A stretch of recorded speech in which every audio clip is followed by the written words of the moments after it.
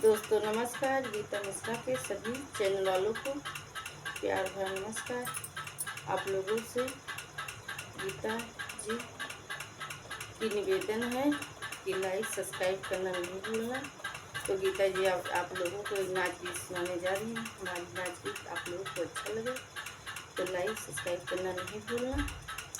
आप लोग सुनिए, गीता जी सुनाने जा रही हैं। घोर घोर मारेला, घोर घोर मारेला, हमरे राजा जी के बोलिया घोर घोर लागेला।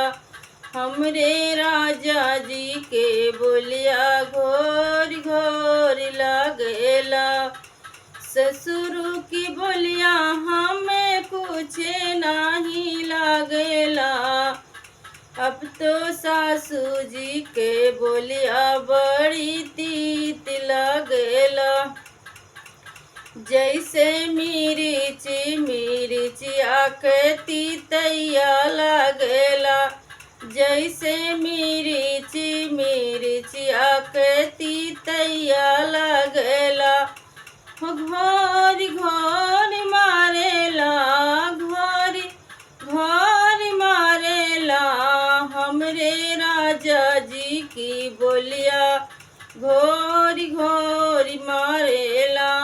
हमरे राजा जी की बोलिया घोर घोर मारेला। जेठवा की बोलिया हमें कुछ नहीं लागेला। जेठवा की बोल कुछ नहीं लागेला। ए जेठनिया जी के बोलिया जैसे छुरिया कटरिया ये बालछिया लागेला। हो जैसे छुरिया कटरिया की बलछिया लागेला। कि घोर घोर लागेला, घोर घोर लागेला, हमरे राजा जी की बोलिया घोर घोर लागेला। हमरे राजा जी की बोलिया घोर घोर लागेला। ननदी की बोलिया बड़ी घोर लागेला। जैसे काली रे नागिनिया ये डसन लागेला। जैसे कारी नागिनिया हम डसन लागेली।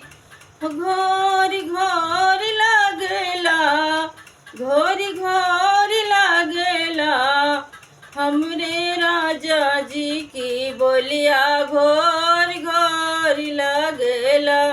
हो हमरे राजा जी की बोलिया घोर घोर लागेला। हमरे देवरा की बोलिया बड़ी मीठ लागेला। हमरे देवरा जी की बोलिया बड़ी मीठ लागेला। जैसे पियड़ा जिलेबी रसगुल्ला लागेला। हो जैसे पियड़ा जिलेबी रसगुल्ला लागेला। हो घोर घोर मारेला, हो घोर घोर मारेला, हमरे राजा जी की बोलिया घोर घोर लागेला। हो हमरे राजा जी की बोलिया घोर घोर लागेला। दोस्तों नमस्कार। गीता जी की नाच गीत आप लोग को अच्छा लगे तो लाइक सब्सक्राइब करना नहीं भूलना।